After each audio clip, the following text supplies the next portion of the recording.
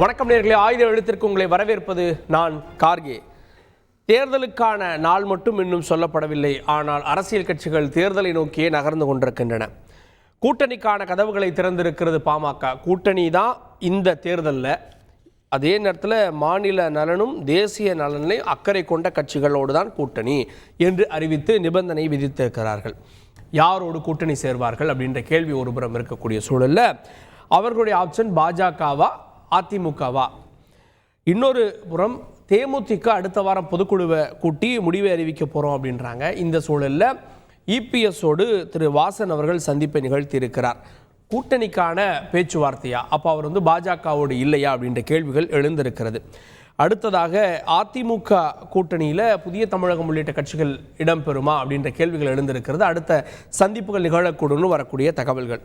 இந்த சூழலில் தான் அண்ணா சதுக்கத்தில் ஓபிஎஸும் அதே போல் சசிகலா அவர்களும் இன்று சந்தித்திருக்கிறார்கள்.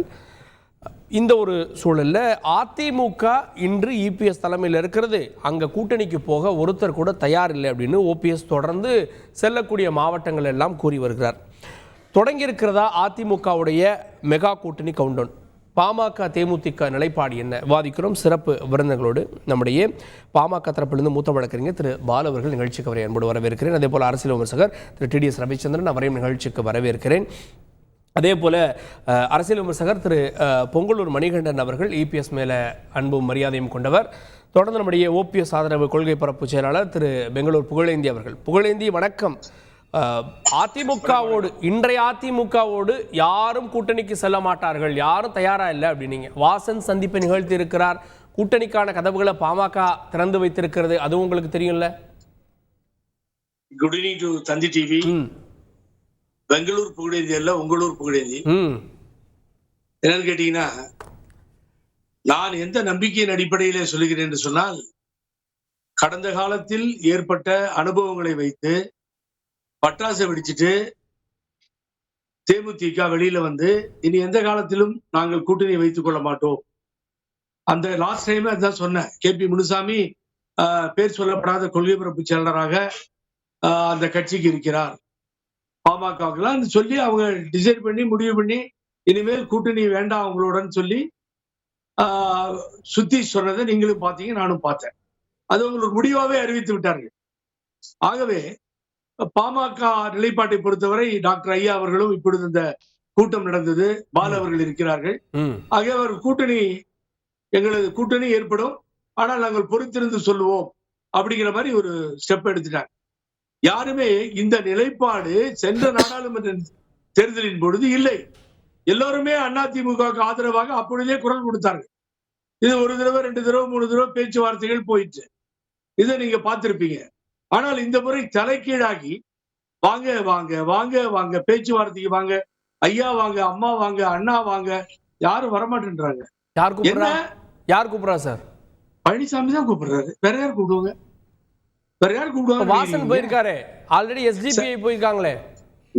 நான் அருமைக்குரிய அன்பு தலைவர் வாசன் அவர்கள் சென்ற முறை உங்களுக்கு நினைவு கூறுகிறேன், ஈரோடு சட்டமன்ற தேர்தலில் இடைத்தேர்தலில் நிற்கவில்லை என்ற முடிவை அவர் எடுத்தார்.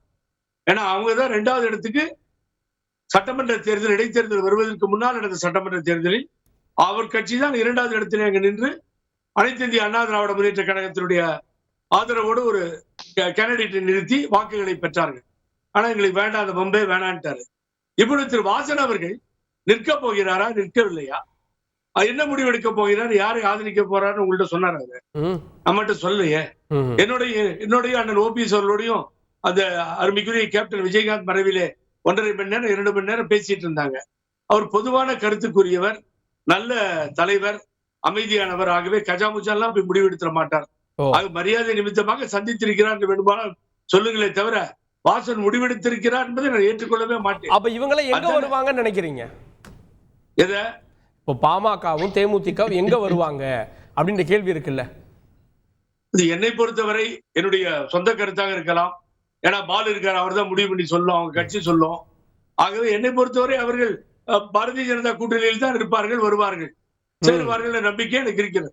என்னுடைய அது மாத்திரம் இல்ல, அந்த 2 கூட்டணி இல்ல, அதுக்கு பின்னாடி பாரிவேந்தர், அண்ணர் பாரிவேந்தர், அதுக்கு பின்னாடி பாத்தீங்கன்னா ஏசி சண்முகம், இப்படி ஒரு பெரிய லிஸ்டே இருக்குல்ல கையில. ஓகே ஓகே கேட்போம். நான் திரு பொங்கலூர் மணிகண்டன் அவர்கள்ட்ட வாசன் வந்து பார்த்து சென்றிருக்கிறார். அதை கூட்டணி நீங்க எடுத்துக்கலாமா? எஸ்டிபிஐ மாநாட்டு கூப்பிட்டாங்க, அது தொகுதி பங்கீடு வரைக்கும் போச்சா? அதெல்லாம் முடிஞ்சாதானே கூட்டணி. வந்து பார்ப்பவர்கள் எல்லாம் கூட்டணின்னு ஒரு மெகா கணக்கு அப்படின்னு சொல்லலாமா அதிமுக? ஒவ்வொரு அரசியல் கட்சிக்குமே ஒரு தனித்த கொள்கைகள் உண்டு, தனித்த நிலைப்பாடுகள் உண்டு. தேர்தல் யுக்தியை பொறுத்தவரையில 2 விஷயங்கள் தமிழ்நாட்டை பொறுத்தவரையில். ஒன்று அதிமுக திமுக. இன்னொரு விஷயங்க, இன்றைக்கு இருக்கிற சூழ்நிலையில் யாரோடு இணைந்தால் நாம் திமுகவை வெல்ல முடியும் என்கிற ஒரு ஒற்றை கருத்து இருக்கிறது. இன்னொரு விஷயம், அதாவது அதிமுகவோடு யாரும் சென்று விட மாட்டார்கள், சென்று விடக் கூடாது என்பதற்காக பாதுகாப்பான வார்த்தைகளை அவர் பயன்படுத்தினார். ஆனா அதிமுக அப்படிலாம் இல்லை. திமுகவை தோற்கடிக்க வேண்டும் என்று மட்டுமல்ல, கடந்த 2 ஆண்டு காலத்தில் திமுக ஆட்சி செய்து ஒவ்வொரு விஷயத்திலும் மக்கள் மத்தியிலே மிகப்பெரிய கெட்ட பெயரை சம்பாதித்து மட்டுமல்ல, இன்னும் சொல்ல போனால் பலரை அந்த கட்சி ஏமாற்றி இருக்கிறது. நீ அரசு ஊழியர்களை, மற்ற சமுதாய மக்களை, இன்னும் சொல்ல போனால் மாணவர்களை, இளைஞர்களை பட்டியல் போட்டே சொல்லலாம். அப்போ இவர்களை தோற்கடிப்பதற்கான யுக்தியை பலம் வாய்ந்த ஒரு இயக்கத்தோடு இணைந்துதான் வலுப்படுத்த வேண்டும் என்று எல்லோரும் விரும்பும். இன்னும் சொல்ல போனா ஏற்கனவே அமைந்த கூட்டணியில சில கருத்து வேறுபாடுகள் இருக்கலாங்க. அதாவது கடந்த முறை அவர் தேமுதிக இப்படி சொல்லிச்சு, கடந்த முறை பாமக இப்படி சொல்லிச்சு என்று இந்த முறை பேசுகிற அர்த்தமே இல்லைங்க. கடந்த முறை ஓபிஎஸ் என்ன சொன்னார்? சசிகலா வந்து விலகிக்கணும்னு சொன்னார், இந்த முறை சேர்க்கணும்னு சொன்னார். அப்போ நிலைப்பாட்டை அவர் ஏமாத்தினார். அப்போ அது வந்து ஒரு அரசியல் கட்சிக்குள்ளே அப்படின்னு சொன்னா, வெளியில் இருக்கிற தனித்த இயக்க தனித்த அரசியல் கட்சிக்குள்ள பல கருத்து இருக்குங்க. ஆக பாட்டாளி கட்சி பொறுத்தவரை நான் பயணித்தவன், நான் வழக்கறிஞர் பாலு மிக தேக்கிய நண்பர், இன்னும் சொல்ல மருத்துவர் ஐயாவோட இன்றைய பேசிக் கொண்டிருப்பவன். அவரை பொறுத்தவரை தீர்க்கமான கொள்கையுடையவர், தன்னுடைய விடாப்பிடியான கொள்கைகளை கடைபிடிப்பதிலே அவர் உறுதியாக இருப்பவர். அவர் எப்பொழுதுமே மிக நன்கு யோசித்து முடிவெடுக்கக்கூடியவர். வெறுமனே நீங்க மத்தியில் ஆட்சியை நல்லா பார்க்க மாட்டாங்க, தமிழ்நாட்டு நலனை மிக பிரதானமாக எடுக்கக்கூடியவர். அதே மாதிரி தேமுதிக அப்படித்தான். மரியாதைக்குரிய கேப்டன் விஜயகாந்த் அவர்கள் மறைவுக்கு பிறகு அந்த கட்சி மீண்டும் தன்னை நிலைநிறுத்திக் கொள்ள விரும்புகிறது. அதற்கான சரியான முடிவு எடுப்பாங்க. அப்ப இன்னொன்று, ஒவ்வொரு கட்சியும் சுயமாக விருப்பங்களை கடந்து முடிவெடுப்பாங்க. அதுல தலையிட்டு பேசுவதற்கு யாருக்கு உரிமை இல்லைங்க. தேர்தல் நேரத்துல எதிரி யார் என்று தீர்மானித்து அந்த எதிரியுடைய பலவீனத்தை பொறுத்து யாரோடு இணைந்தால் வெற்றி கொள்ள முடியுமோ அதை தீர்மானிப்பாங்க. இடையில வந்து மெகா கூட்டணி அமைப்போல் சொன்னது அதிமுக தான். மெகா கூட்டணி அமைப்போல் சொன்னது அதிமுக தான். கடந்த முறை வந்து அதிமுக, பாஜக, பாமக, தேமுதிக எல்லாம் ஒன்னா இருந்தாங்க 2019. அப்ப இந்த கேள்வி வரல. இப்ப இவங்க பாஜகவுக்கு போயிட்டாங்கன்னா அதிமுக தனித்து விடப்படுமா அப்படின்ற கேள்வி இருக்குல்ல. நீங்க எந்த ஒரு அரசியல் கட்சியுமே எதற்காகவும் பயன் நடக்காதுங்க. அதனால அதிமுகவோட அணிசேராவிட்டாலும் கூட அந்த ஒவ்வொரு கட்சிக்கும் ஒரு நோக்கத்தோடு தேர்தல் நிற்பாங்க. ஆனா நிச்சயமா சொல்றேன், பாஜக என்கிற ஒரு கட்சியோடு தமிழ்நாட்டில் இணைந்து தேர்தலை சந்தித்தால் என்ன நடக்கும் என்பதை 2014 பார்த்தாச்சு, அதுக்கு பிறகு பார்த்தாச்சு. ஏன்னா அந்த கட்சியோடு இணைந்த பிறகு இந்தியாவோட பார்த்துட்டாமா பல்வேறு மாநிலங்களை அரசியல் கட்சிகளை பிளப்பது, ஒடுக்குவது, பிரிப்பது, ஆட்சியை கவிழ்ப்பது, இன்னும் சொல்ல போனா மக்களை 2-3 கூறுகளாக பிரிப்பது, இஸ்லாமியர்கள் தனியாக, கிறிஸ்தவர்களை இந்துக்கள் என்று பிரித்தாரும் சூழ்ச்சியை செய்து அவர்கள் ஆட்சியை பிடிக்க வேண்டும், அதிகாரத்துக்கு வர வேண்டும் என்று ஆசைப்படுகிற விதம் எல்லாம் தமிழ்நாட்டில செல்லுபடியாகவில்லை. இன்னும் குறிப்பா சொன்னா பல்வேறு கட்சிகள் அது விரும்பவும் இல்லை. வெறுமனே மத்திய ஆட்சி வரும், பாஜக அமைச்சர் இடம்பெறலாம் என்று ஆசை காட்டுகிறார்கள் என்றெல்லாம் பேசுறாங்க. நிச்சயமாக எந்த ஒரு கட்சியும் அப்படி முடிவெடுக்காதுங்க. உண்மை சொன்னா தமிழ்நாட்டுக்கு தேவையானவற்றை 40 ஏன் அப்படி முடிவெடுக்காது? இப்போ வந்து அதிமுக மாநில கட்சி, இப்போ வந்து பாமக வந்து அவர் வந்து எம்பியா இருக்காரு, அதை தாண்டி ஏற்கனவே மத்திய அமைச்சராக இருந்திருக்காரு. மீண்டும் மத்திய அமைச்சர் ஆகணும்னா பாஜக கூட்டணியில இருந்தா வெற்றி பெற்றா மத்திய அமைச்சர் ஆகலாம். அதிமுக கூட்டணியில இருந்து ஜெயிச்சா மத்திய அமைச்சர் ஆக முடியுமா? ஏன் அப்படி இல்ல நீங்க 40 தொகுதியிலும் அதிமுக கூட்டணி வென்றால் நிச்சயமாக மத்தியில யார் ஆட்சி, யார் பிரதமர் என்கிற தீர்மானி சக்தியாக தமிழ்நாட்டில் உருவாகலாம். கடந்த காலத்துல திமுக இடமற்ற கட்சி வந்தது பார்த்தோம். அதிமுக 98 வாஜ்பாய் பிரதமராக காரணமா இருந்த கட்சி பார்த்தோம். அப்ப இது போன்ற எல்லா வாய்ப்புகளும் உண்டுங்க. ஏன் மத்தியில ஒரு ஸ்திரமான வலிமையான ஆட்சி தேவை என்று சொன்னாலும் கூட இன்னைக்கு இருக்கிற திரு மோடி அவர்கள் அந்த வாய்ப்பை பெற்றதும் கூட தமிழ்நாட்டு உரிமைகளை மீட்க முடியல. அப்ப அந்த அளவுக்கு வராமல் தமிழ்நாட்டு மக்களுடைய வாக்குகளை பெற்று நாடாளுமன்ற செல்லுகின்ற உறுப்பினரோடு சேர்ந்து மத்தியில ஒரு வலுவான சக்தி, வலுவான ஆட்சி என்ற நிலை வருமானம் அந்த நாடு நல்லதுங்க. அந்த நிலையை முக்கிய முடியும். இல்லைன்னு சொன்னா மதிக்க மாட்டாங்க மாநில கட்சியில. அதிமுக தேசிய அளவில் யார் ஆட்சி அமைக்கணும்னு தீர்மானிக்கும். அந்த சூழல் எங்களுக்கு வரும். அப்போ எங்களோட தான் மற்றவர்கள் வருவாங்கன்னு அதிமுக நம்புகிறது. இல்லை, அது 2014 சொல்லப்பட்ட போது கூட அதை யாரும் பெருசாக எடுத்துக்கல. ஆனால் கடைசியில் அது நடந்ததுங்கிறது வந்து அதிமுகவை பொறுத்த வரைக்கும். ஆனால் பிஜேபி 272 வாங்கி 72 தேவைப்படாமல் போயிடுச்சு. ஸோ இது வந்து ஒரு இஷ்யூ இல்லை. நாளைக்கு வந்து நான் அங்கே இருந்தால் அதனால் நடக்கும் அப்படிங்கிறது ஒரு இஷ்யூவே இல்லை. அடிப்படையில் கூட்டணி அப்படிங்கிறது எப்படி அமையணும்? சித்தாந்த ரீதியாக முடியாது, கொள்கை ரீதியாக முடியாது. குறைஞ்சபட்சம் உன் வாக்கு எனக்கு வரணும், என் வாக்கு உங்களுக்கு வரணும் அப்படிங்கிற அடிப்படையில் இருந்தால் தான் அந்த கூட்டணி அமைக்கிறதுலே அர்த்தம் இருக்குது. இல்லைன்னா இந்த ஏரியாவை நீ பார்த்துக்க, அந்த ஏரியாவை நீ பார்த்துக்கன்னு இந்த ரவுடிஸில் ஏரியா பிரிப்பாங்களா, அப்படி பிரித்து பிரயோஜனம் இல்லை. இது அரசியல். ஆனால் பாமகவை பொறுத்த வரைக்கும் அரசியலை ரொம்ப அற்புதமாக செஞ்சுக்கிட்டு வர்ற ஒரு கட்சி கூட்டணி விஷயத்தில் மட்டும் தொடர்ந்து சொதப்பல் பண்ணிட்டு இருக்கிறதுங்கிறது வந்து எதனாலன்னு எனக்கு புரியலை இன்னி வரைக்கும். இத்தனைக்கும் அறிவார்ந்தவர்கள் அங்கே இருக்காங்க. 2001 அதிமுகவோட ஒரு கூட்டணி வருது, 16 சீட்டு வெற்றி பெறுறாங்க. ஆனால் அந்த அதிமுக ஆட்சிக்கும் அவங்களுக்கும் தொடர்பு இல்லாமல் பார்த்துக்கிட்டாங்க. அந்த ஒரு நீங்கள் வெற்றி பெறுறீங்க, உங்களால் வெற்றி பெற்றாங்களோ அவங்களால வெற்றி பெற்றாங்களோ அது முக்கியம் இல்லை. வெற்றி பெற்றது கூட்டணியாக தானே. ஆனால் அந்த ஆட்சிக்குள்ளேயே பங்கேற்க வேண்டிய நம்பரும் அன்னைக்கு அவங்களுக்கு இது இல்லை. அதிமுக வந்து 16 சீட்டு வெற்றி பெற்றாங்க, கூட்டணி அமைச்சிட்டீங்க. உங்களுக்குன்னு 83லேருந்து ஒரு வரலாறு இருக்கு, ஒரு ரோடு மேப் இருக்கு. இப்போ நீங்க கூட்டணி அமைச்சு இந்த ஆட்சியில் எனக்கு ஏதாவது ஒரு பங்கு வர பங்குன்னா அது அமைச்சரவை இல்லைங்க. அங்க செயல்படுற நல்ல விஷயங்களை இப்போ மத்திய அரசு திட்டங்கள் எல்லாம் தன்னுடைய திட்டம்னு திமுக ஸ்டிக்கர் ஒட்டிக்கிற மாதிரியாவது பண்ணியிருந்திருக்கணும். 2001 ஏதோ ஒன்று பண்ணாங்க, ஜெயலலிதா அம்மா ஆங்காரம் சர்வாதிகாரி வாட் எவர் இட் இஸ். 2006 அதே தப்பு. திமுகவோட கூட்டணியை வச்சு 18 சீட்டு வெற்றி பெறுறாங்க. ஆனால் அந்த திமுக ஆட்சியில் அவங்களுக்கு எந்த பங்கு இருக்கு? அவர்களுடைய சில விஷயங்களால தான் அந்த ஆட்சியே நடக்குதுங்கிற அந்த தொனியை மக்கள் கிட்ட கொடுக்காம விட்டாங்க. இதுதான் பாமக தொடர்ந்து செய்யற ஒரு பாமக இருந்தப்பதான் துணைக்கோள் நகரம் அமைக்கப்பட்டது. பாமகவே தடுத்து எதிர்ப்பு தெரிவிச்சு நிப்பாட்டினாங்க. எதிர்ப்பு தெரிவிச்சதோட இல்லைங்க, கூட்டணியில் எனக்கும் அமைச்சரவை வேண்டும்னு கேட்கக்கூடிய துணிவு அப்போ ராமதாஸ் ஐயா கிட்ட இருந்தது. உடனே காங்கிரஸை அதே மாதிரி கேட்க வச்சு அதை மட்டுப்படுத்தின உடனே அது அப்படியே கலைஞ்சு போச்சு. நீங்க போராடுறதே, தேர்தலில் நிற்கிறதே 5 வருடங்கள் அந்த மாநிலத்தை உங்களுடைய இதுக்குள்ள கொண்டு வர்றதுக்காகவும் உங்கள் சேவைகள் கொண்டு போறதுக்காகவும் தான் அது எடுக்கிறீங்க. இப்போ நான் ஒரு ஹோட்டலில் நான் லீஸ் எடுக்கிறது எதுக்கு? படுத்துங்கிறதுக்கா?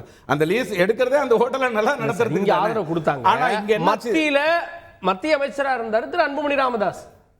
இங்கே பாருங்க, ஒரு அமைச்சராக ஒருத்தர் இருக்கிறதுனால நிறைய விஷயங்கள் நடந்தது. இன்னைக்கு இருக்கக்கூடிய சமுதாயத்துக்கு 108 ஆம்புலன்ஸ் வர்றதுக்கு அன்புமணி ஐயா தான் காரணம்னு தெரியாததுக்கு யார் காரணம்?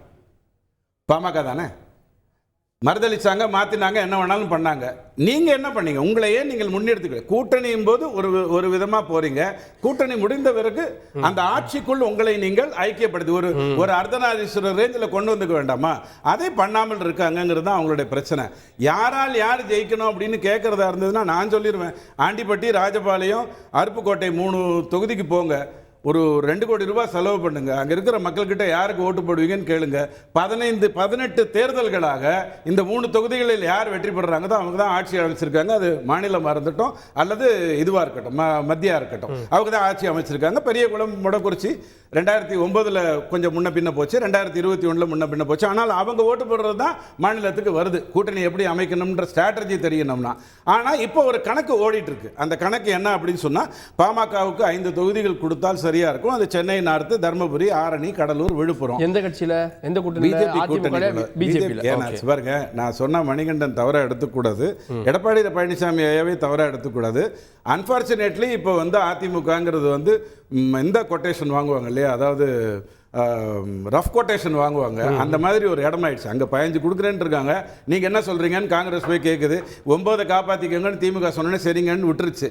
இந்த மாதிரி ஒரு இடத்துக்குள்ள அதிமுக தன்னை தள்ளி கொண்டது. அதுதான் மிகப்பெரிய தவறு. அதிமுக போய் பேச்சுவார்த்தை நடத்துறவங்க எல்லாம் அப்படின்னு சொல்லி டம்மி கொட்டேஷன் வாங்க தான் போறாங்க. வாசன் ஐயாவை பொறுத்த வரைக்கும் இப்போ இவர் சொன்னார், நம்ம புகழேந்தி ஐயா சொன்னார், வாசன் ஐயா ஈரோடு கிடக்கும் போது ஓபிஎஸும் போய் சந்திச்சாரு, எடப்பாடி பழனிசாமியும் சந்திச்சாரு. வாசன் ஐயாவுக்குன்னு ஒரு ரூட் இருக்கு. அந்த ரூட்ல இருந்து அவர் விலகி வர மாட்டாரு. அவரை இப்போ கவர்னர் ஆக்கணும்னா யாரால முடியும்? அவருக்கான தகுதி கொடுக்கணும்னா 2 தகுதி தானே. எம்எல்ஏ, எம்பி, அமைச்சர்லாம் அவர் பார்த்துட்டாரு, அவரால் நிறைய பேர் பார்த்துட்டாங்க. அவருக்கு இப்போ ஒரு ஸ்டேட்டஸ் கொடுக்கணும்னா என்ன பண்ணணும்? ஒன்னா ஜனாதிபதி இல்லைன்னா கவர்னர். யாரால் ஆக்க முடியும்? அப்போ அந்த கட்சியினுடைய தொண்டர்கள் அவர் எதை நோக்கி அதை கொண்டு போவாருன்னு கேட்டா மத்திய அமைச்சராக கூடாதா? திரும்ப மத்திய அமைச்சராக கூடாதா? கவர்னர் பாருங்க, நான் உங்களுக்கு ஒன்று சொல்றேன். அவர் பல பேருக்கு கொடுத்தவர், அதனால அதை ஏத்துக்கிறேன். ஒரே நிமிஷம். இன்று அன்புமணி ராமதாஸ் யாரால இன்று எம்பியா இருக்க? வாசன் யாரால இன்று எம்பியா இருக்க? இங்க பாருங்க, அன்புமணி ராமதாஸ் ஐயாவை பொறுத்த வரைக்கும் 83ல இருந்து ஒரு கொள்கையை வச்சுக்கிட்டு ரொம்ப தெளிவா தர்மபுரியில வெற்றி பெற்ற அதெல்லாம் இன்று நான் கேட்கிறேன் சார். அது அதிமுக கொடுத்திருக்குல்ல, எதுல சொல்றீங்க?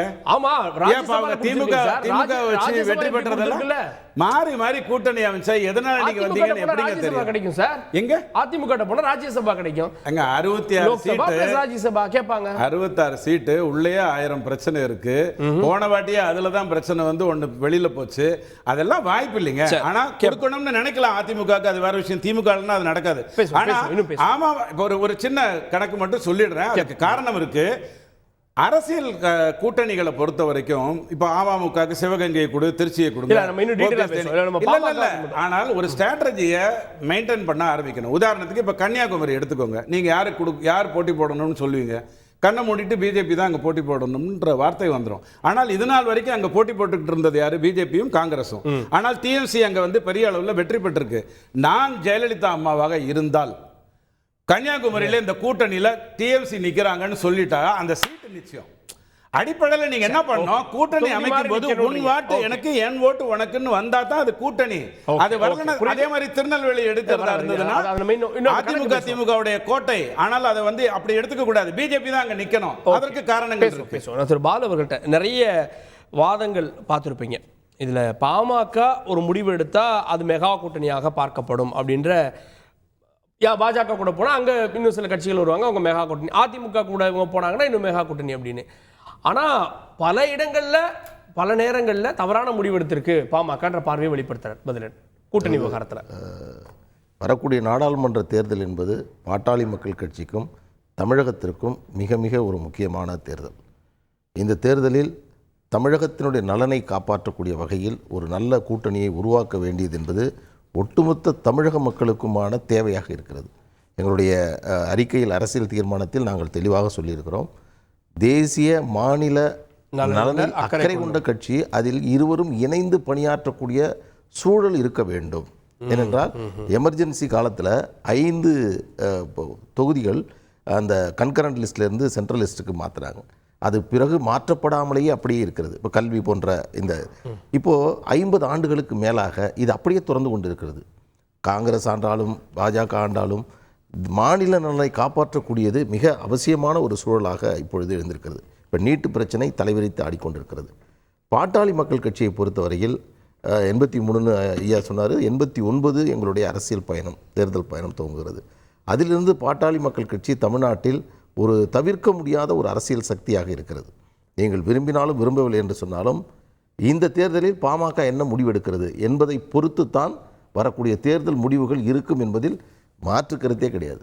தோல்விகள் கூட நீங்கள் சொன்னதை போன்று பாமக அணியில் இருந்தபோது கூட சில தோல்விகளை நாங்கள் சந்தித்திருக்கிறோம். இப்போ நீங்கள் வந்து நாடாளுமன்ற தேர்தலில் பார்த்தீங்கன்னா 98ல் 4 இடம், 99ல் 5 இடம், 2004ல் 6 இடம், இப்படி நாடாளுமன்றத்தில் வெற்றியை பெற்ற இயக்கம் பாட்டாளி மக்கள் கட்சி. பாட்டாளி மக்கள் கட்சி மத்தியில் இருக்கக்கூடிய காலகட்டங்களில் தமிழகத்தினுடைய உரிமையை பாதுகாக்கக்கூடிய முதன்மையான கட்சியாக பாமக இருந்திருக்கிறது. நீங்கள் தயவுசெய்து புரிஞ்சுக்கணும், தமிழ்நாட்டில் இருக்கக்கூடிய பிரச்சனைகள் இன்றைக்கி வந்து அந்த சமூக நீதி சார்ந்த பிரச்சனையாக இருந்தாலும் சரி, தமிழ்நாடுடைய உரிமை சார்ந்த பிரச்சனையாக இருந்தாலும், ஈழப்பிரச்சனையாக இருந்தாலும், கூட்டணியில் உள்ளே இருந்தாலும் வெளியே இருந்தாலும் அதற்காக குரல் கொடுத்து அதை நிறைவேற்றக்கூடிய ஒரு இயக்கமாக பாமக இருந்திருக்கிறது. இன்றைக்கி மத்தியில் இருக்கும்பொழுது பார்த்திங்கன்னா அன்புமணி ராமதாஸ் ஐயா சொன்னபோது 108 திட்டமாக இருக்கட்டும், புகையிலை ஒழிப்பாக இருக்கட்டும், தேசிய கிராமப்புற சுகாதார திட்டமாக இருக்கட்டும், இன்னொன்று தாழ்த்தப்பட்ட சமூகத்திற்கு இடஒதுக்கீடு கொடுத்தது அன்புமணிய காலத்தில் தான். உயர்கல்வி, மருத்துவ உயர்கல்வியில் SC/ST பிரிவுக்கு இடஒதுக்கீடு கொடுக்கப்பட்டது என்பது அன்புமணி ராமதாஸ் அவருடைய காலத்தில் தான் நடத்தப்பட்டது. இங்கே இருக்கக்கூடிய மீட்டர் கேஜ் எல்லாம் பிராட்கேஜாக மாற்றியதாக இருக்கட்டும், இப்படி எண்ணற்ற திட்டங்களை சொல்ல முடியும். இதோடு தமிழகத்தினுடைய நலன் சார்ந்த ஒரு விஷயம், 2 மாநில மத்திய உறவுகளுக்கு ஒரு பாலமாக ஒரு இயக்கம் என்பது அமைய வேண்டும். நான் அதில் ஒரு குறிப்பாக ஒன்று சொல்கிறேன். கலைஞரோட ஆட்சி நாங்கள் வந்து கூட்டணியில் இருந்தபோது அங்கே இருக்கக்கூடிய UPA அரசாங்கத்தில் 27 விழுக்காடு இடஒதுக்கீடு தொடர்பாக முடிவெடுக்க வேண்டிய ஒரு கூட்டம், ஒருங்கிணைப்பு குழு கூட்டத்தில் அப்பொழுது சோனியா காந்தி அவர்கள் அதை நடத்த சாத்தியமில்லை, வேண்டாம் என்று ப. சிதம்பரம் போன்றவர்கள்லாம் சொன்னதனால், அப்போது இந்த கூட்டணியில் இது வந்து குறைந்தபட்ச செயல் திட்டத்தில் இது வைத்திருக்கிறீர்கள், இதை செய்தால் தான் நான் இருப்பேன், இல்லை என்றால் நான் வெளியேறுகிறேன் என்று தன் கையில் இருந்த காகிதங்கள் எல்லாம் தூக்கி எறிந்து விட்டு அந்த கூட்டம் அதோடு முடிந்தது. கலைஞரிடம் கேட்டார்கள், ஐயோ இடஒதுக்கீட்டில் அவர் ரொம்ப பிடிவாதமானவர், அவர் சொன்ன மாதிரி செய்யுங்க என்று சொல்லி அன்று மாலையே மீண்டும் அந்த கூட்டம் நடத்தப்பட்டு 27 விழுக்காடு என்பது உறுதி செய்யப்பட்டது. இது வரலாறு. இப்படி பாட்டாளி மக்கள் கட்சி என்பது ஒரு மிக முக்கியமான தமிழ்நாட்டினுடைய தேவையாக இருந்து கொண்டிருக்கிறது. இந்த சூழலில் தான் முடிச்சிடுறேன், ரொம்ப கவனமாக இருக்கும். இப்போ ஐயா வந்து சில ஆலோசனைகள் சொன்னார், பாமக இப்படி செஞ்சுருக்கலாம் அப்படி செஞ்சுருக்கலான் இருக்கார். இது எல்லாமே அவருடைய ஒரு ஆலோசனையாக நான் எடுத்துக்கிறேன். பாமக பல வெற்றிகளை பெற்றிருக்கிறது. சில காலங்கள் 2009 நாங்கள் போதிய அளவிலான வெற்றியை நாங்கள் பெறவில்லை. அதிமுகவிலிருந்து ஜெயிச்சிருக்கோம், திமுகவிலிருந்து ஜெயிச்சிருக்கோம். தமிழக அரசியல் வரலாற்றில் திமுக அதிமுக இல்லாமல் ஒரு நாடாளுமன்ற தொகுதியில் வெற்றி பெற முடியுமா?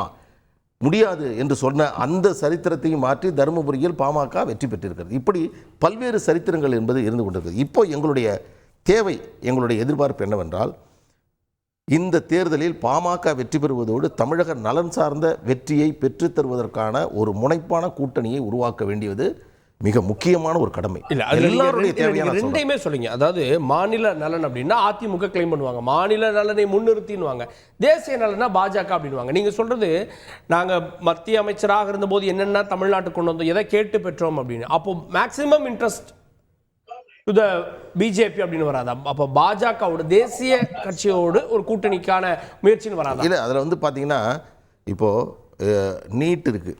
நீட்டு தமிழகத்தினுடைய மிக முக்கியமான ஒரு பிரச்சனையாக இருந்து கொண்டிருக்கிறது. ஆனால் அதில் வந்து ரொம்ப பிடிவாதமான நிலைப்பாட்டை கொண்டிருக்கிறார்கள். இதில் நாம் ஒருபொழுதும் அந்த நீட்டு விஷயத்தில் பாஜகவினுடைய நிலைப்பாடோடு ஒற்றுப்போகவே முடியாது. நீட் என்பதை பெற்றுத்தந்தே ஆக வேண்டும். அதே போன்றுதான் மற்ற மாநில உரிமைகள். எங்களை பொறுத்தவரையில் ஒரு பொதுவான ஒரு இயக்கமாக இருக்கு. இவர் கூட சொன்னார், பல நேரங்களில் கூட்டணியில் சொதப்பல் ஏற்பட்டிருக்கு என்று சொன்னார். சொதப்பல்லாம் கிடையாது, அது சிறு சறுக்கல்கள். அது திட்டமிட்டு பாமக மீது சுமத்தப்பட்ட கரையின் காரணமாக வந்த கற்கள். அதற்கு நாங்கள் காரணம் இல்லை. ஒரு உதாரணம் சொல்கிறேன். தமிழ்நாட்டில் அதிகமான அம்பேத்கர் சிலைகளை வைத்த இயக்கம் பாட்டாளி மக்கள் கட்சி. தலித்துகள் அல்லாத ஒரு இயக்கம் அம்பேத்கர் அவர்களை போற்றுகிறது, கொள்கை தலைவராக கொண்டிருக்கிறது என்று சொன்னால் அது பாட்டாளி மக்கள் கட்சி. எனவே தாழ்த்தப்பட்ட மக்களுடைய நலனை பாதுகாக்கக்கூடிய இயக்கமாக பாமக இருந்து கொண்டிருக்கிறது.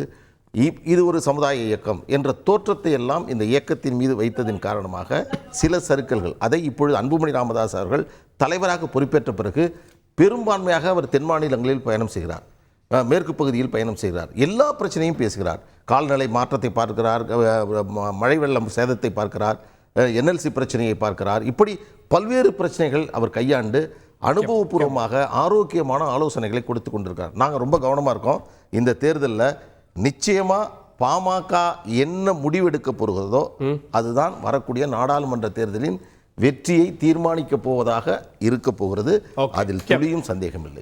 புகழேந்தி அவர்கள்ட்ட இப்போ மெகா கூட்டணி அதிமுக பக்கம் உருவாகலை அப்படின்னா, இப்போ நீங்க இருக்கக்கூடிய, இப்போ நீங்க சொல்றீங்க நாங்கள் பாஜகவோட போவோம், மோடி தான் பிரதமர் ஆகணும் அப்படின்றீங்க. இப்போ நீங்களோ டிடிவியோ எல்லாரும் ஒன்னாதான் இணைந்து செயல்பட போறோம் அப்படின்னு சொல்றீங்க.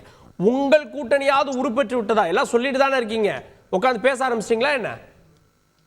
அதாவது on the way the calendar of events, எலெக்ஷனுடைய நோட்டிபிகேஷன் காலண்டர் ஆஃப் ஈவென்ட்ஸ் வரணும் கார்கே. அதை பொறுத்து தான் கூட்டணிகள்லாம் அப்ப பேசி முடிக்கப்படும். இப்ப தடாபடான்னு போய் இறங்க முடியாது. ஏன் வந்து OPS அண்ணன் ஒருங்கிணைப்பாளர் தமிழ்நாடு முதலமைச்சர் திரும்ப திரும்ப பாரதிய ஜனதாவோட அந்த நாங்க வச்சிருக்க நட்புறவு கூட்டணியும் தொடரும்னு சொல்றாரு. காரணம் என்னன்னு கேட்டா, அன்னைய நிலைமையிலே ADMK 2 ஸ்பிளிட் ஆகிறப்போ அவர் தான் கூட்டு பிரதமர் தான் காம்ப்ரமைஸ் பண்ணி திராவிட முன்னேற்ற கழகம் ஆட்சிக்கு வந்துடும், நீங்க அடிச்சுக்கிட்டீங்கன்னா சரியா வராதுங்க, என் பேச்சை கேளுங்கன்னு அவரை துணை முதல்வராக ஒத்துக்க வச்சு இங்க இருந்து கூட்டு போன முன்னாள் அமைச்சர்கள் தங்கமணி வேலுமணி தான் கூட்டு போனாங்க. இதை பாரதிய ஜனதா கட்சி செய்தது. வாட் எவர் மேபி, அதை வைத்து 4 வருட காலம் முதலமைச்சராக தமிழ்நாட்டிலே எடப்பாடி பழனிசாமி இருக்கிறார். இதை செய்த அந்த அணி, எடப்பாடி பழனிசாமி அணி தொடர்ந்து என்ன பண்ணுது கார்கே, நீங்க கவனிக்கணும், CA ஆதரிச்சு ஓட்டு போடுது. தொடர்ந்து என்ன பண்ணுது, முத்தலாக் சட்டத்தை வரவேற்குது. தொடர்ந்து என்ன பண்ணுது, அவருடைய முதலமைச்சர் எடப்பாடி பழனிசாமி அணி தொடர்ந்து பஞ்சாப் விவசாயிகள் பிரச்சனையில அவங்களே வாபஸ் வாங்கிட்டாங்க. அது 3யும் மத்திய அரசு அப்புறமா அதுல என்ன பண்ணுது, அதையும் வந்து எதிர்த்து நிக்குது. சோ பாராளுமன்றத்திலையும் மேல் சபையிலையும் எதிர்த்து பேசுறோம். இதெல்லாம் நடந்துச்சா இல்லையா? இதெல்லாம் ஒருங்கிணைந்து, இதெல்லாம் இல்ல நீங்க சொல்றதெல்லாம் ஒருங்கிணைந்து ஓபிஎஸ் இருக்கப்ப நடந்தது சார். சார் நான் பல கட்டத்துல உங்களுக்கு சொல்லிட்டேன், தயவு செஞ்சு நான் வந்து ஒன்னா சேர்ந்தாரே தவிர அவரை கேட்டு எந்த முடிவையும் அவங்க எடுக்கிறது இல்ல. அத வந்து ஓப்பனாவே உட்கட்சியில பிரச்சனைகள் ஆச்சு. உங்க நினைவுக்கு கொண்டு வர முதலமைச்சர் கேண்டிடேட்டா கட்சியினுடைய முதலமைச்சர் வேட்பாளரா அனௌன்ஸ் சொல்லணும்னு சொல்லி ஒரு வாரம் தகராறு போனது கார்கேக்கு தெரியும், தந்தியில வந்திருக்கு. எதிர்கட்சி தலைவரும் அதிமுக தலைமை அலுவலகத்துல எவ்வளவு பெரிய போராக மாறியது. தனப்பால கொண்டு வைக்கலாம் அப்படின்னு அண்ணன் சொல்லி ஏத்துக்கல, அதையும் அவங்க விட்டு கொடுக்கல. இதெல்லாம் இளைமுறைக்காயா இதெல்லாம் நடந்தது தானே. ஆகவே நாங்கள் ஓரம் கட்டப்பட்டோம் என்று சொல்லுவதிலே எனக்கு எந்தவித மாற்று கருத்தும் இல்லை. அதுல வந்து என்ன அச்சப்பாடு ஒண்ணுமே கிடையாது. ஆகவே எல்லாமே அவர் தலைமையில் தான் நடந்தது. கூட்டணியும் அவர் தான் அமைத்தார், பழனிசாமி வேட்பாளர்களையும் அவர் தான் முடிவு செய்தார். இதான உண்மை. கூட்டணிக்கு போய் பேசணுங்களுக்கே தெரியல. ஆகவே இதுல எந்த விதத்திலையும் ஓபிஎஸ் போனாரு, கூட்டணி பேசுறதான் பண்ணாருன்னு சொல்லுங்க, நான் திரும்பி பதில் சொல்றேன் அதுக்கு. ஆகவே எல்லாவற்றையும் செய்துவிட்டு திடீர்னு வந்து ஞானோதயம் பிறந்துருச்சு. இப்போ கிறிஸ்தவர்கள் இஸ்லாமிய சகோதரர்கள் ஏற்றுக்கொள்ளவில்லை பாரதிய ஜனதா கட்சி, ஆகவே நாங்களும் ஒப்புக்கொள்ளவில்லை அப்படின்னா சார், ஏதாவது தமிழ்நாடு மக்களை வந்து சாதாரணமா நினைச்சிடாதீங்க கார்கே. எனக்கு தெரிஞ்ச சின்ன பையன் பாஜக வேணான்ற முடிவை அதிமுக தான் எடுத்தது. அதிமுக வேணான்னு பாஜக முடிவு எடுக்கலையே. எந்த முடிவுல ஸ்டாண்டா இருந்திருக்கோம் சொல்லுங்க? அம்மா தானே பாமக ஆகட்டும், பாரதிய ஜனதா கட்சிக்காகட்டும், வைகோ அண்ணனுக்காகட்டும் சீட்டை பிரிச்சு முதல்ல நாடாளுமன்றத்தில் கொடுத்து அடகு பார்த்து அம்மா தானே. எனது தங்கை சகோதரி தான் டெல்லியை காண்பித்தார்கள் ஐயா ராமதாஸ் போயஸ் தோட்டத்தில் வந்து பிடிவும் சொன்னாங்கல்ல. நடந்ததா இல்லையா? எல்லோரும் ஒப்புக்கொண்டார்களா இல்லையா? யார் யாரோட பயணிக்கல, எல்லாமே நடந்தது சார். இப்போ வந்து நீங்க வந்து வெளியில வந்துட்டா மக்கள் உடனே ஏத்துக்குவாங்களா? ரைட், நீங்க வெளியில வந்துட்டீங்க, ரைட் முஸ்லீம்லாம் ஒத்துக்குவாங்களா? கிறிஸ்டின்லாம் ஒத்துக்குவாங்களா? ஒரு ஓட்டு வாங்க முடியாது. ஒரு கட்சி நம்பி மாநாட்டுக்கு திரு எடப்பாடி பழனிசாமி அவர்களை அழைக்கிறாங்க. எஸ்டிபிஐ கட்சி பாஜக வெளியே வந்துட்டாங்கன்றத நம்பிதானே அழைக்கிறாங்க. இப்போ நான் வந்து உங்களுக்கு வந்து அந்த எஸ்டிபி வரலாறு சொல்லணும். இப்போ அதுக்கு நீங்க எதிர்பார்க்கறீங்க உள்ளார டிபேட்ல அந்த கட்சி என்ன ஏது அப்படின்னு சொல்லி. சார் எது சார், எங்க எஸ்டிபி வெற்றி பெற்று இருக்கிறது? அவர் சொன்னார்ல, நாங்க ஒரு இடத்துல நின்று தர்மபுரியில வென்றோம், அங்க வென்றோம்னு சொன்னார்ல. பண்ருட்டியார் அண்ணன் வென்றார்ல, முதல்ல பாமக நின்று யானை மேல ஊர்வலம் வந்தார்ல. எஸ்டிபி எங்க ஜெயிச்சது தமிழ்நாட்டுல? நீங்க நான் பேசுறது நியாயமா இல்லையா? எது முஸ்லிம்கள் இஸ்லாமிய சகோதரர்கள் ஆதரவு கட்சி, எது கிறிஸ்தவர்கள் ஆதரவு கட்சி, எதுவுமே கிடைக்காமல் அது கண்மூடித்தனமாக கையில ஒன்றை ஏந்தி கொண்டு இருட்டிலே நடந்து போவது போல போபவருக்கு எல்லாம் இப்ப ஒண்ணும் புரியல, என்ன பண்றது, ஏன் வரமாட்டேன்றாங்கன்னு. ஒன்ன கார்கே பதிவு பண்ற தந்தியில சின்னம் கேள்விக்குறி, கட்சி உடைந்திருக்கிறது. யார் இப்ப முன்னாடி வந்து உங்களோட கூட்டணி சேருவாங்க? நான் ஓபனாவே சார், இது இரண்டும் பாதிப்பு இருந்தாலும் எந்த கட்சியாக இருந்தாலும் அந்த கட்சியை மற்ற கட்சிகள் சேர்ந்து வருவதற்கு பயப்படுவார்கள். இல்ல, ஒரே நிமிஷம்.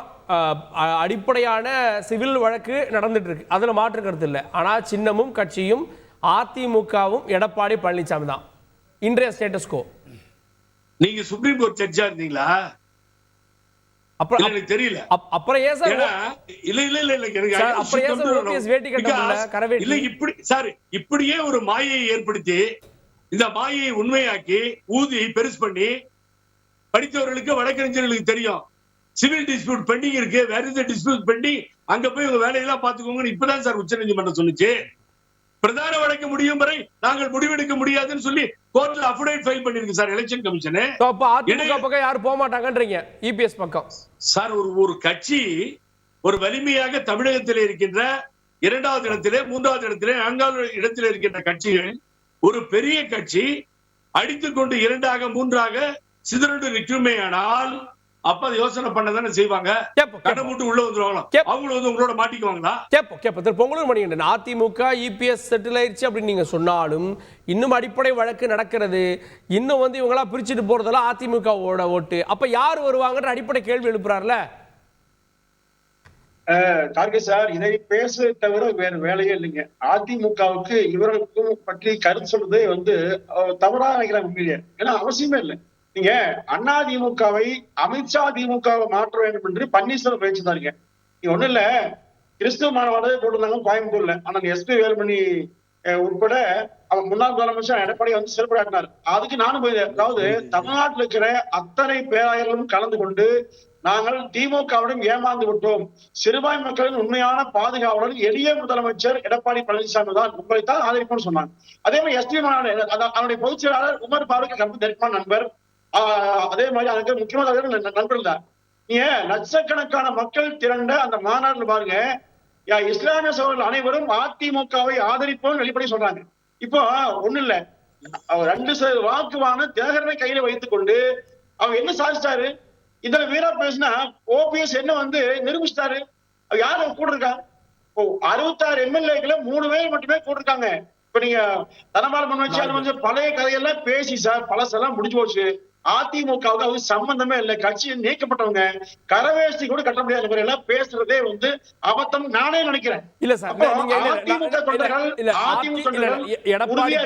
எடப்பாடி பழனிசாமி இன்று அதிமுக கட்சி அலுவலகம் இருக்கிறது, அவர்கிட்ட சின்னம் இருக்கு, அதெல்லாம் வேற. ஆனா ஒரு கூட்டணிக்கு வர்றவங்க என்ன யோசிப்பாங்க? அமித்ஷாவே என்ன கேட்டார் 2021 அவங்களை சேர்த்துக்குங்க இவங்களை சேர்த்துக்குங்கன்னு சொன்னாரா இல்லையா சார்? ஒரு விஷயம்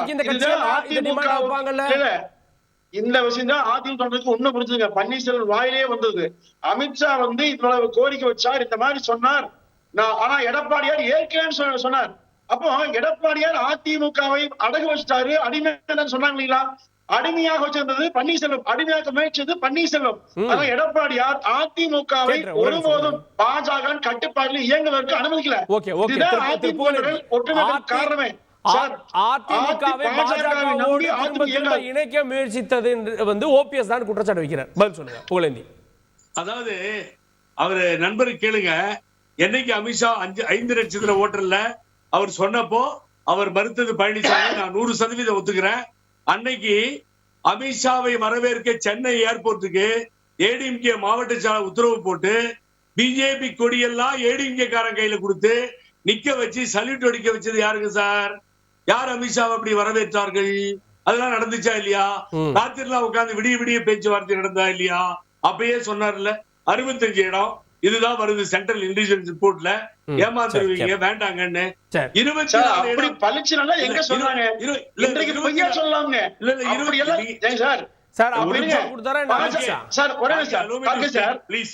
மத்திய உள்துறைக்கு தமிழ்நாட்டில் 24ல யார் ஜீவன் தெரியுமா?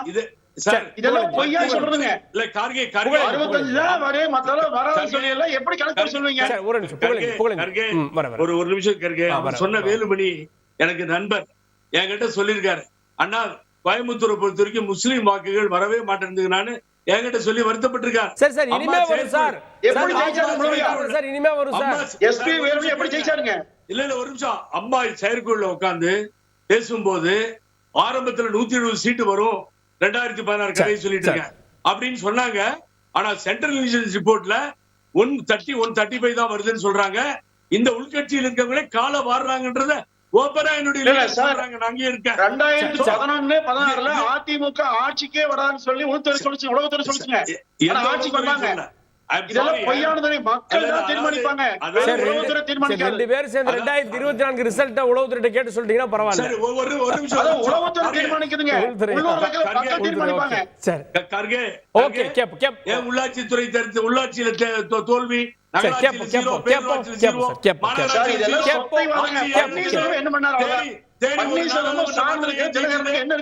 எடப்பாடி பழனிசாமி தலைமையில் 8 தேர்தல்களில் தோல்வி, ஒரே ஒரு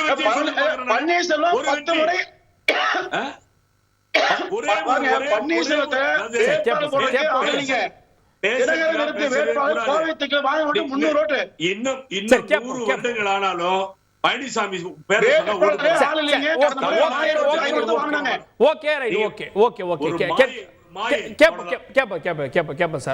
அரசியல் களத்துல தமிழ்நாட்டுல பாமக தேமுதிக யார் பக்கம், இதுதான் வந்து கூட்டணி அடுத்து பெரிய கட்சிகள் யார் வர்றாங்க அப்படின்றதெல்லாம் தீர்மானிக்க போறதா கேட்கலாம். விடையளிக்கும் பிறகு திரு TDS ரவிச்சந்திரன் அவர்கள்ட்ட ஏன் வந்து அதிமுக பக்கம் இல்லை பாஜக பக்கம் தான் இவங்க வருவாங்கன்னு பார்க்குறீங்க? ஏன் திமுக பக்கம் போக மாட்டாங்களா? இவங்க வந்து ஒரு குறிப்பிட்ட கட்சியே இல்லை குறிப்பிட்ட இதை மட்டும் அட்டாக் பண்ணுறாங்களா என்ன? பாமக எல்லா கட்சியிலும் தவறுகளை குறிப்பிட்றாங்க, தேமுதிகவும் அதே தான். உண்மையிலேயே பிஜேபி அதிமுக சார்ந்தவங்க எல்லாருமே PMKவும் தேமுதிகவும் திமுக பக்கம் போச்சுன்னா தான் அந்த கூட்டணியே கலையும். ஏன்னா இவங்க 3 சீட்டோ 4 சீட்டோ கொடுக்கணும்னா அங்கேருந்து வாங்கித்தானே கொடுக்கணும்னு தான் எதிர்பார்த்தாங்க. ஆனால் அது நடக்காமல் போனதற்கான காரணங்கள் என்னன்னு எனக்கு தெரியாது. அன்பணி ராமதாஸ் ஐயா கூட போய் ஸ்டாலின் ஐயாவை சந்திச்சார். அதற்கான காரணங்கள் என்னவாக இருந்தாலும் சந்திச்சார். அது நடக்கலை. எல்லாரும் எதிர்பார்த்தது என்னென்னா பிஎம்கேவும் டிஎம்டிஎம்கேவும் திமுக பக்கம் போச்சுன்னா ஒரு விதத்தில் அந்த கூட்டணி களைவதற்கு அதுவே முக்கியமான காரணமாக இருக்கும் அப்படிங்கிறது தான். எனக்கு இந்த விவாதத்தில் எனக்கு என்ன புரியல அப்படின்னு சொன்னால், இப்போ புகழேந்தி ஐயா பேசும்பொழுது ஒரு வார்த்தை கூட திமுக எதிர்ப்பு கருத்தை அவர்கிட்டருந்து வரல. ஒரு வார்த்தை கூட பிஜேபியை பாராட்டி அவர்கிட்டருந்து வரல. நோக்கமெல்லாம் அவருக்கு அதிமுகங்கிறதுல தான் இருக்குது. இதுதான் ஃபோக்கஸ்டாக இருக்கும்னு சொன்னால், எனக்கு பிஜேபிக்கு சொல்ல வேண்டிய கருத்து என்ன இருக்குன்னா, 5 சீட்டு ஜெயிச்சா போகிறோம், 9 சீட்டு ஜெயிச்சா போகிறோம்னு பிஜேபி இந்த தேர்தலை நினைக்கக்கூடாது. 39ஐயும் வெல்ல முடியுங்கிற அந்த தன்னம்பிக்கை. ஏன்னா தமிழக வாக்காளர்கள் மேல் முதல்ல நம்பிக்கை வைக்கணும். அவங்க இந்த தேர்தலில் யாருக்கு என்ன ஓட்டு போட போகிறாங்க? திமுக சரியாக செஞ்சிட்ருக்கான்னு போடணும், பிஜேபி மீண்டும் வரணுமான்னு போடணும். இவ்வளவு தானே அவங்க கருத்து. திமுகவுக்கு எதிர்பார்க்க யார்கிட்ட போக போகுது, பிஜேபிக்கு யார் மூலமாலாம் ஆதரவு வாக்கு வரப்போகுது. இதுதான் இந்த தேர்தலில் மக்கள் முன்னாடி வைக்க போகிற ஒரு கேள்வி. ஆக நோக்கமே உங்களுக்கு 5 சீட்டு 9 சீட்டுன்னு பிஜேபி போராடிச்சுன்னு சொன்னால் அது பெரிய செட்பேக் ஆகுங்கிறத அவங்க முதல்ல புரிஞ்சுக்கணும். ஓபிஎஸ் ஐயாவோ தினகரன் ஐயாவோ நான் ஏன் ஒரு விவாத பொருளாக எடுத்துக்க மாட்டேன்னா, ஓபிஎஸ் ஐயாவும் சசிகலா மேடமுமே இன்றைக்கி தான் சந்திக்கிறாங்க. 8 மாசமா அதிமுகவை போட்டு புரட்டி கிரட்டி தள்ளி கிள்ளி எதோ பேசிட்டு இவங்க 2 பேரும் சந்திக்கிறதே இப்போ தாங்கிற மாதிரி இருந்ததுன்னா, இவர்களை எல்லாம் ஒன்றிணைத்து ஒரு அதிமுக இருக்கணுங்கிற அவசியமே பிஜேபிக்கு இல்லை. அதை வலியுறுத்தி இருந்தாங்கன்னு இவங்க சொல்றது உண்மையாக இருந்தால் அதனாலதான் இந்த கூட்டணி இல்லாம போச்சு. பிஜேபி வேணான்னு அதிமுக முடிவெடுத்த பிறகு அதிமுக நான் தான் கிளைம் பண்ற ஓபிஎஸ்ஓ சசிகலாவோ அதிமுக ஓட்டுகளில் கொண்டு போன தினகரன் தானே சார் பிஜேபி பக்கம் வர முடியும். இவங்க 2 பேர் சந்திக்கிறதுக்கே இவ்வளவு நாள் ஆகும்னா தொண்டர்கள்லாம் எப்படி சந்திச்சு எல்லாரும் ஒற்றுமையா ஒரு ஓட்டை வேற போடுறது? கொஞ்சம் யோசிச்சு பாருங்க. நானும் நீங்களும் சேர்ந்து இந்த தேர்தலில் நிக்க போறோம். நானும் நீங்களும் சந்திக்கிறதுக்கே ஒரு மாமாங்காச்சுன்னா என்ன அடுத்த தேர்தலில் ஓட்டு வருமா? இதெல்லாம் விட்டுருங்க, அவங்கள பத்தி இப்போ விவாதம் இல்லை. 8 மாதம் தமிழக அரசியலை சீர்குலைத்ததே இந்த அதிமுக உடஞ்சு போச்சுன்னு பேசினது தானே ஒழிய, அப்படி இல்லாமல் இருந்திருந்தால் அதிமுக பிஜேபிங்கிற அந்த கூட்டணி இந்த வாட்டி ஸ்வீப் பண்ணிட்டு போயிருக்க. இருந்தாலும் அதிமுக செய்த மிகப்பெரிய தவறு, இப்ப இருக்கிற எடப்பாடி ஐயா செஞ்ச மிகப்பெரிய தவறு வாக்கு வங்கி அரசியலை முன்னிறுத்துறது அப்படிங்கிறது தான். இப்ப புகழேந்தி ஐயா என்ன சொல்றாரு? எஸ்டிபிஐக்கு எங்கெங்க ஓட்டு இருக்குது சொல்றாரு. இப்ப தினகரன் ஐயா எங்க ஜெயிச்சாங்கன்னு கேட்டாரு. தினகரன் ஐயா கிட்ட போய் கேட்கணும், ஏங்க கூட்டணி வச்சிங்க போன வாட்டி? அவங்களுக்கு தான் எங்கேயுமே இல்லையே. இப்படி பேசக்கூடாது. கூட்டணிங்கிறது எதற்காக வைக்கிறோங்கிறதுக்கு 1000 காரணங்கள் இருக்கு. ஆனால் தூத்துக்குடியா இருக்கட்டும், திருநெல்வேலியா இருக்கட்டும், கன்னியாகுமரியா இருக்கட்டும், பிஜேபி தன்னுடைய ஸ்டாண்ட்ஸை இது வரைக்கும் இல்லாத ஒரு லேட்டரல் திங்கிங்ல ஒரு மாற்றி யோசிச்சு திங்க் பண்ணாதான் மீண்டும் கூட்டணி என்றால் உன் வாக்கு எனக்கு என் வாக்கு உனக்குங்கிற அந்த பொசிஷனுக்குள்ள போச்சுனா தான் தமிழ்நாடு நல்லா இருக்கும். ரிசல்ட் யார் வந்தாலும் தமிழ்நாடு செழிக்கும், அதுல ஒன்றும் மாற்று கருத்து இல்லை. பிஜேபி வந்தால் இன்னும் அருமையா இருக்கும், அது என்னுடைய கருத்து. ஆனால் இந்த கூட்டணிங்கிறது ஏதோ ஒரு இந்த கணக்குங்கிற மாதிரி போனாங்கன்னா மிகப்பெரிய தவறா அது முடியும். திரு பாலு அவர்கள்ட்ட அதாவது 26 தேர்தல் நமக்கானது. அப்ப 24 கூட்டணி அப்படின்னா இப்போ 26 என்னன்ற திரும்ப கேள்வி வருது. பாமக தனித்தா அப்ப இப்போ ஒரு முடிவு அப்போ ஒரு முடிவா அப்படின்ற கேள்வி வரும்ல. அதாவது இப்போ இதை நீங்கள் எப்போ விவாதிக்கணும்னா, இந்த தேர்தலுடைய முடிவுக்கு பிறகு பாமகவினுடைய சக்தி என்ன, வலு என்ன, நிலை என்ன என்பதை புரிந்து தான் எடுத்துப்போம். அதுதான் எங்களோட வியூகமாக நாங்கள் இதில் வகுத்திருக்கோம். இப்போது ரொம்ப வேகமாக கூட்டணி தொடர்பான விவாதங்கள் நடந்து கொண்டிருந்தாலும் தேர்தல் என்பது அறிவிப்பு பிப்ரவரி 9 15ஆம் தேதிக்குள்ளே வரும்னு நம்ம எதிர்பார்த்தோம். ஆனால் அப்படி அது இந்த மாத இறுதிக்கு போகும் அப்படிங்கிற மாதிரி இப்போ ஒரு தகவல் சொல்கிறாங்க. அதனால் இப்போ பார்த்தீங்கன்னா அரசியல் கட்சிகள் ரொம்ப தீவிரமாக, நீங்கள் காலையில் ஒரு சந்திப்பு, மத்தியானம் ஒரு சந்திப்பு, இரவு ஒரு சந்திப்புலாம் நடக்கும்ல, அதெல்லாம் இப்போ இல்லை. கொஞ்சம் ஸ்லோவாக போயிட்டுருக்கு. அதனால் நிதானமாக எல்லா அரசியல் கட்சிகளும் தங்களுடைய நிலைப்பாடு என்ன செய்யணும் அப்படிங்கிற அளவில் தான் இருக்காங்க. எல்லாருக்குமே அதுதான் இன்னைக்கு நிலைமை. பட் ஆனால் திமுக பக்கம் கூட்டணி பேசி இல்லை, நான் அதையும் சொல்கிறேன். இல்லை, அதையும் நான் சொல்கிறேன். திமுக நாங்கள் பேசிகிட்டு இருக்கோம், நாங்கள் எல்லாம் ஒன்றா இருக்கோம் அப்படிங்கிறத அது கலைஞருடைய பாணி. அப்பப்போ உட்காந்து ஒரு டீ சாப்பிட்டு நாங்கள்லாம் ஒன்றா இருக்கோன்னு காட்டுறது. மற்றபடி அங்கேயும் பூர்வாங்கமான பேச்சுவார்த்தையோ அல்லது ஒரு உடன்படிக்கையோ அல்லது இப்படி தான் என்பதோ இல்லை. அவங்களுக்கு என்னென்னா ஆளுங்கட்சியில் இருக்காங்க, முன்னாடி இருந்துட்டோம், அப்படியே இருந்துடலாம், இன்னும் கூடுதலாக வேணும். யாருக்கு பழைய சீட்டை எனக்கு போகணும்னு யார் சொன்னாங்க? இவங்க அந்த சீட் தான் கொடுக்க போகிறேன்னு சொல்லிட்டாங்களா? ஒன்றுமே இல்லையே. திமுக உறுதியான நிலைப்பாட்டுக்கு வந்துட்ட மாதிரியே எல்லாரும் ஒரு ஒரு ஒரு மனநிலையை நீங்கள் வளர்த்து வச்சிருக்கீங்க. அது உண்மை அல்ல. இப்போ கூட சார் சொன்னார், ஐயா போய் திரு ஸ்டாலின் அவர்களை சந்திச்சாருன்னு. நாங்கள் போனதோட நோக்கத்தை தெளிவுபடுத்தணுமே.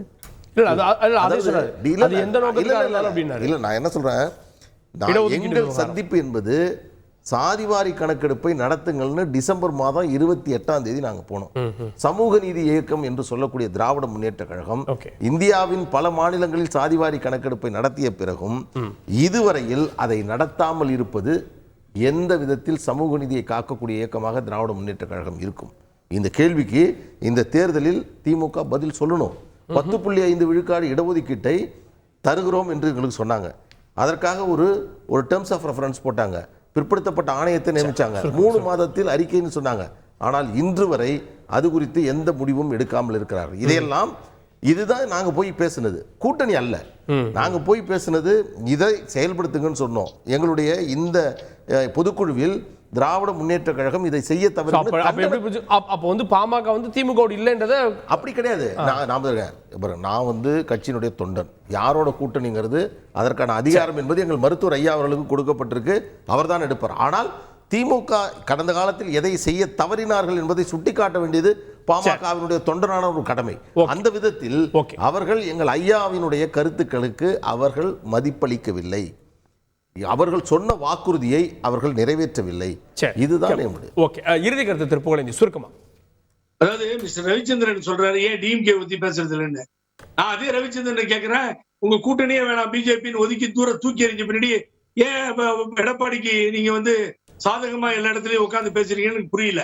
எங்களுடைய கொஸ்டனை ஊழல் ஊழல் ஊழல்னு சொல்ற நீங்கள் அந்த ஊழல் அடிப்படையில இந்த 3 வருஷம் போச்சு, ஒரு விசாரணையும் நடத்தவில்லை, ஒரு எஃப்ஐஆர் போட்டு அதை எஃப்ஐஆர் போட பின்னாடி அரெஸ்ட் பண்ண திமுகவோட என்ன டைப் தான் கேட்டுட்டு இருக்கோம். நாங்க திமுக கேட்கிற என்ன டைப் பழனிசாமியோடன்னு சொல்லி கொடநாடு கொலை வழக்கில் இருந்து அவர் ஒருவர் விசாரிக்கப்படவில்லை. இதெல்லாம் எங்க டிமாண்ட்ஸ் இருக்கு சார். எக்கச்சக்கமா நாங்க எங்க போய் திமுக விட்டு வச்சிருக்கோம். இன்னைய டாபிக் உங்களுக்கு தேர்தல் பத்தி அவர் ரவிச்சந்திரனுக்கு அது வழக்கமா போச்சு. அது என்னவோ இன்னும் ஒரு ஆசை, நப்பாசை, எப்படியாவது பழனிசாமி ஒட்டிக்கு வரா அப்படின்னு. அது நடக்காது சார். பாருங்க என்ன நடக்க போகுது. தூக்கி எறிஞ்சிருங்க. நான் சிம்பிளா சொல்லிடுறேன். அதிமுகவோட ஒரு ஈர்ப்புங்கிறது எதனால வந்ததுன்னா திமுக எதிர்ப்புங்கிறது சாஸ்வதம். அதற்கு தெல்ல தெளிவாக போராடியது அதிமுக. அப்படித்தான் நம்ம பார்க்கணுமே ஒழிய எப்போ பிரிஞ்சு போகணும்னு முடிவு பண்ணிட்டாங்களோ உடைச்சது கண்ணாடி, அதோட மேட்டர் முடிஞ்சு அப்படின்னு தான் பேசுவாங்களே ஒழிய வேற எதுவும் கிடையாது. ஆனால் இருந்த இடத்திலேயே இருந்த கட்சியிலேயே குற்றச்சாட்டுகளை சொல்லிக்கிட்டு சேலம் மாநாட்டில் கூட போட்ட தீர்மானங்கள் எதிலையுமே திமுகவை எதிர்த்து ஒரு தீர்மானமும் போடாமல் ஒரு கட்சியில் இத்தனை வருடமாக ஓபிஎஸ் ஐயா இருப்பதுங்கிறது ஆச்சரியமாகவும் இருக்கு, வேதனையாகவும் இருக்கு. அதைத்தான் நம்ம எடுத்து சொல்றோம். சாரி, திருச்சி மாநாடு. பாரதிய ஜனதா கட்சி திமுகவை தவிர்த்து இந்த எதிரிகளை துரோகிகளை தவிர்த்து அதிமுக கூட்டணிக்கு யார் வேணாலும் வரலாம், அதிமுக தயாரா காத்திருக்காங்க, எந்த சந்தேகம் இல்லை. அதே சமயம் தமிழ்நாடு முழுவதும் அந்த பூத் கமிட்டி எல்லாம் அமைக்கப்பட்டு சுற்றுப்பயணம் செய்து மிக வலுவாக நாடாளுமன்ற தேர்தலை 40 போட்டியிட தயாராக அதிமுக இருக்கிறது. நிச்சயமாக 2024 அதிமுக 40 வெல்லும். வேட்பாளர் தயாராகிட்டாங்க. விரைவில் பாருங்க அதிமுக அணியுடைய வெற்றி பயணிப்பது பார்க்கப்படும். இந்த மாதிரி தேர்தல் வருகிற போது யூகங்கள் இருக்குல்ல, அது பயங்கர கற்பனை குதிரை ஓட்டம் பயங்கரமா இருக்குது. எங்களுக்கே ஆச்சரியமா இருக்கும், நம்மளாம் யோசிக்காததெல்லாம் யோசிக்கிறாங்க. நீங்க இந்த எக்ஸிட் போல்லாம் நடத்தி யார் யார் ஜெயிப்பாங்கன்னு போடுறீங்களா? எல்லா ஊடகமே யாரோட கூட்டணி அமைப்பாங்க உத்தேசமா நீங்களே முடிவு பண்ணி கார்டு போடுங்களா? எங்களுக்கு என்னென்ன சொல்றேன்னா, நீங்க இஷ்டத்துக்கு பேசுறீங்க, இது அவங்களோட போயிட்டாங்க இவங்களோட போயிட்டாங்கன்னு. இது 16 தேர்தலை கூர்ந்து கவனிச்ச விதத்துல எங்களால சொல்ல முடியும் யார் எந்த இடத்துல கூட்டணிக்கு வருவாங்கன்னு சொல்ல முடியும். இந்த தேர்தல் முடிவுகளுக்கு முன்பாக சுவாரஸ்யமாக இருக்க போது யார் யாருடன் அப்படின்றத அதை முதல்ல பொறுத்து பாருங்க. வாதத்தில் பங்குண்ட சிறப்பு விருந்துகள் அனைவருக்கும் நன்றி, பார்த்தவங்களுக்கும் நன்றி நேயர்களே. தொடர்ந்து இருந்தீர்கள் தந்தி தொலைக்காட்சியுடன்.